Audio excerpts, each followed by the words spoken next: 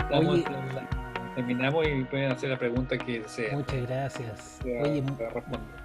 muchas gracias Julio por tu interesantísima presentación. Tengo acá algunas preguntas, tengo unas preguntas que me llegaron por otra vía, por otro chat, digamos, vía WhatsApp. Pero quisiera aprovecharme de esta imagen que tú nos presentas del poema este, eh, que digamos es un homenaje a la muerte del dolor.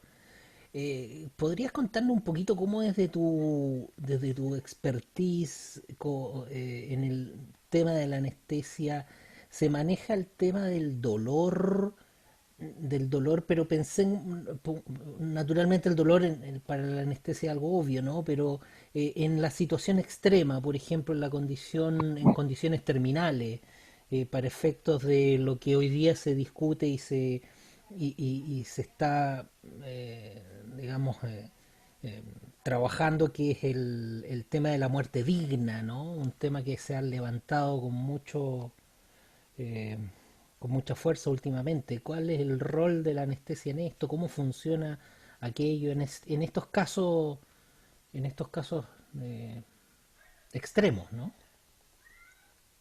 Sí, entiendo. Sí, exactamente. Gracias por la pregunta. Esa pregunta eh, envuelve toda una especialidad en la medicina, y especialmente la anestesiología que tiene que ver con el dolor crónico. Existen equipos de medicina paliativa para el manejo de estos pacientes, que son equipos multidisciplinarios, no solamente están a cargo de un anestesiólogo, sino que también de psicólogos, psiquiatras, medicina interna, en fin, para ir enfrentando esta última etapa cuando son pacientes terminales. Ciertamente el dolor crónico es algo terrible y existen distintas formas de ir dominando, digamos, el dolor. Al principio se hacen algunas combinaciones de analgésicos con opioides, y se va dando esta, digamos, estas drogas, por decirlo de alguna manera, que son opiáceos, que son de tremenda, digamos, muy de gran como diría, fuerza o analgésica. Y cuando estas ya van a fracasar o el dolor se hace más incontrolable, se pueden hacer unas ablaciones, unos destrucción de los nervios con unas máquinas que van a producir un bloqueo permanente de la zona donde se produce el dolor. Y estas son unas máquinas que producen prácticamente una desintegración con radiofrecuencia, con una aguja que en la punta da una radiofrecuencia, y en vez de colocar anestesia, como yo les mostraba en el video, esta máquina produce como algo que yo llamo así como si una microonda, digamos, y que va a destruir el nervio, o los nervios que están relacionados con el sitio del dolor. Entonces el enfermo ya no le va a doler más. Eso no significa que la enfermedad se haya detenido, sino que simplemente va a poder tener una calidad de vida un poquito mejor al final de su vida, digamos. Perfecto, gracias, gracias Julio. Oye, una pregunta que nos hace don Fabián Álvarez, que es mito o realidad. ¿Puede generar parálisis una anestesia raquídea? Es decir, sí, por supuesto que le entiendo muy bien la pregunta, porque la anestesia raquídea evidentemente produce parálisis de manera, digamos, normal, porque se bloquea tanto la analgesia como la motricidad. Pero en general no debería producir parálisis, no produce parálisis residual, salvo que puedan presentarse dos cosas.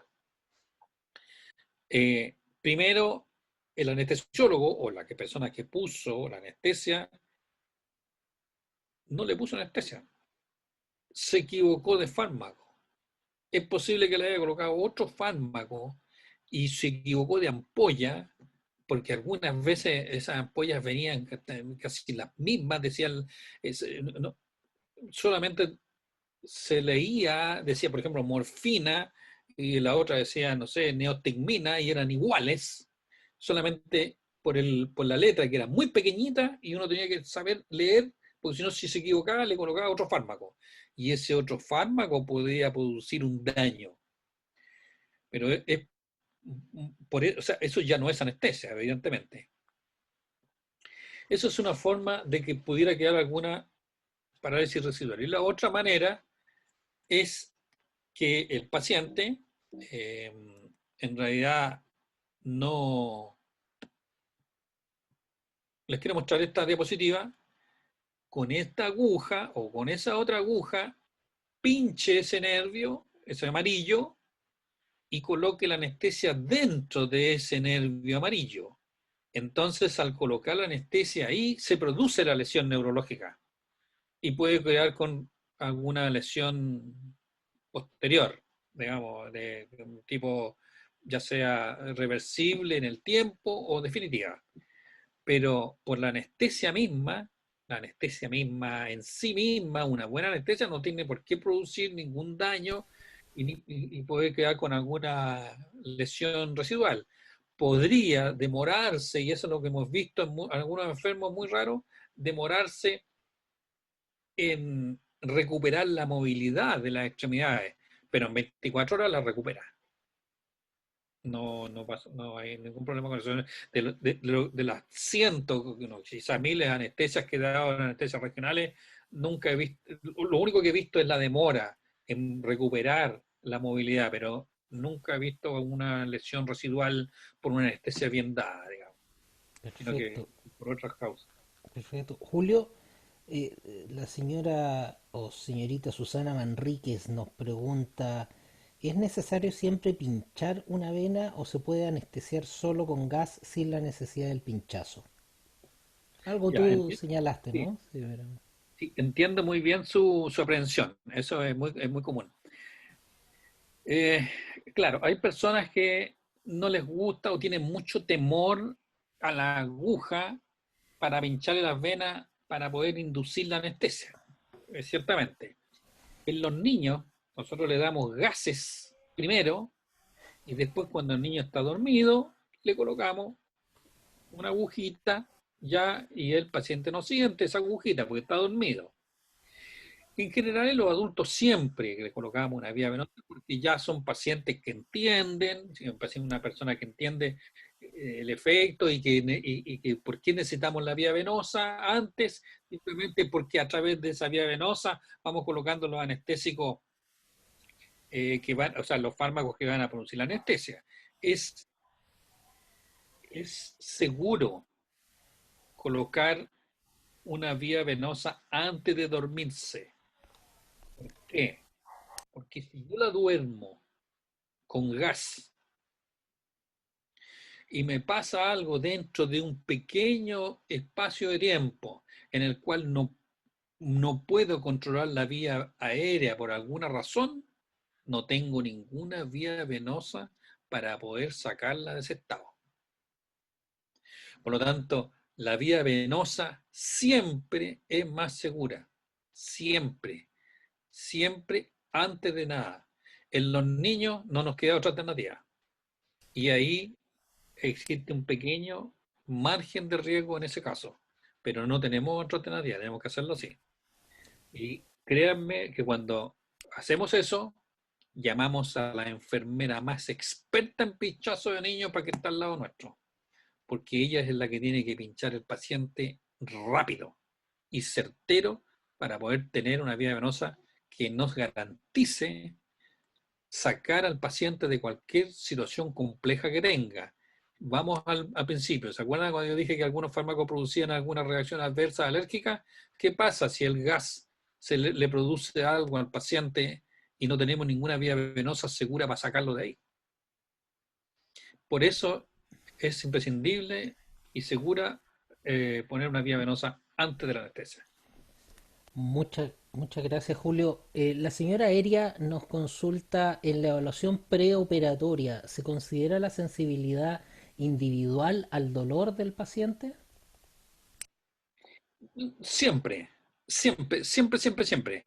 Es decir, no podemos evaluar la sensibilidad al dolor del enfermo porque no sabemos, no sabemos. La sensibilidad al dolor básicamente se puede evaluar en el posoperatorio.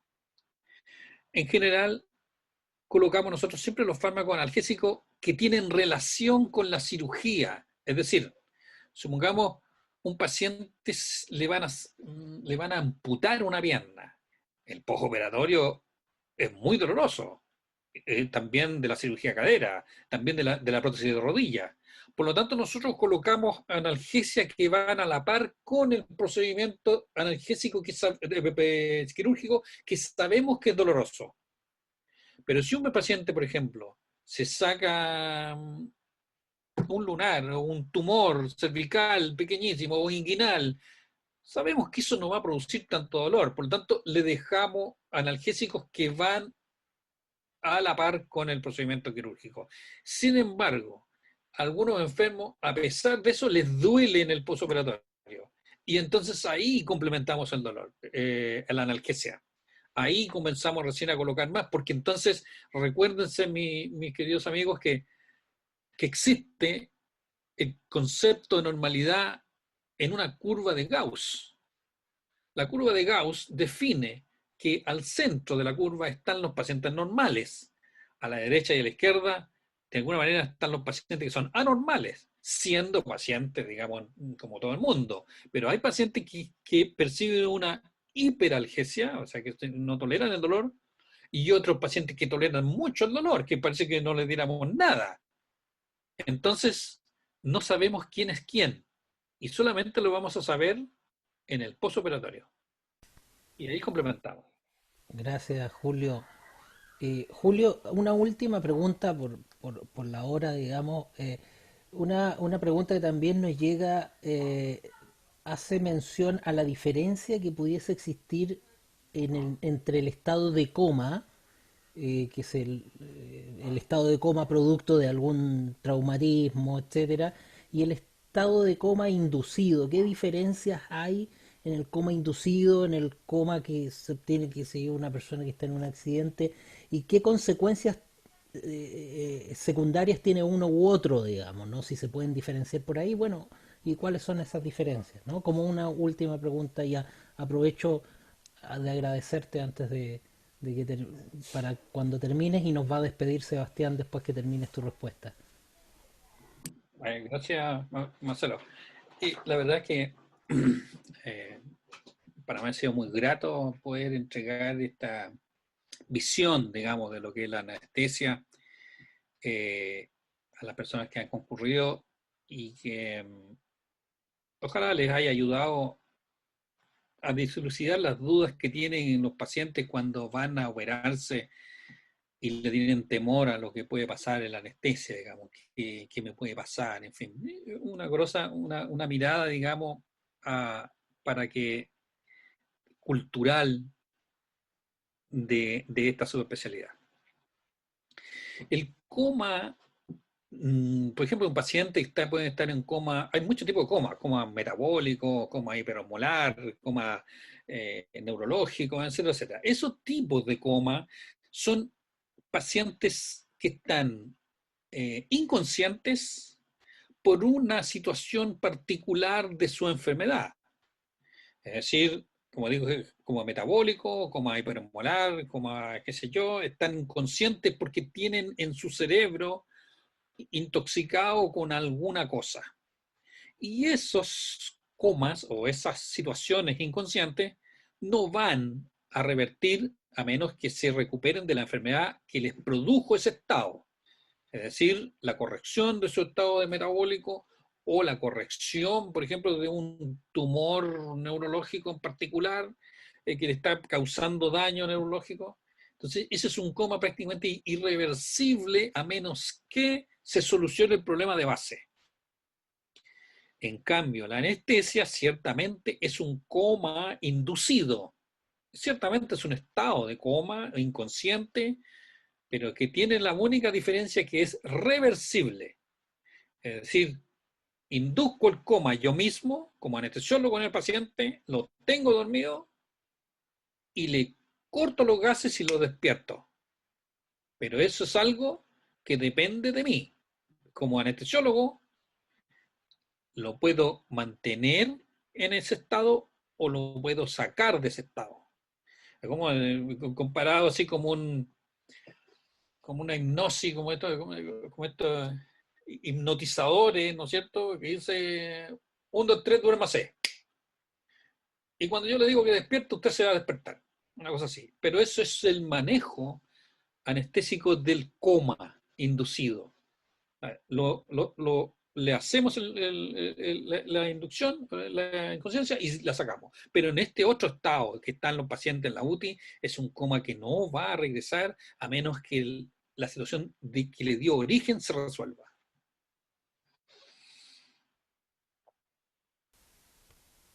Te agradezco, Julio, y ahora le doy el paso a Sebastián, que parece que está. Así que adelante, Sebastián. Muchas gracias, Marcelo, y muchas gracias, Julio, por esta interesante y magistral charla respecto a un tema tan trascendental para la medicina moderna y por resolver estas preguntas que más de alguna vez nos hemos hecho ante alguna intervención en la que nos ha tocado ser pacientes o ha sido paciente algún ser querido. Agradecemos también a todos quienes participaron en esta charla y los dejamos invitados desde ya a que sigan nuestras redes sociales y revisen todo el contenido disponible. Asimismo, les comento que pronto estaremos subiendo esta entretenida y didáctica charla por si quieren repasar algún tema en especial o por si la quieren compartir con alguien más. Pueden encontrarnos como Charlas357 en Instagram, Facebook y YouTube. Ahí mismo podrán estar informados respecto a las próximas charlas y hacer las consultas que puedan haber quedado en el tintero. Muchas gracias a todas y a todos. Buenas noches.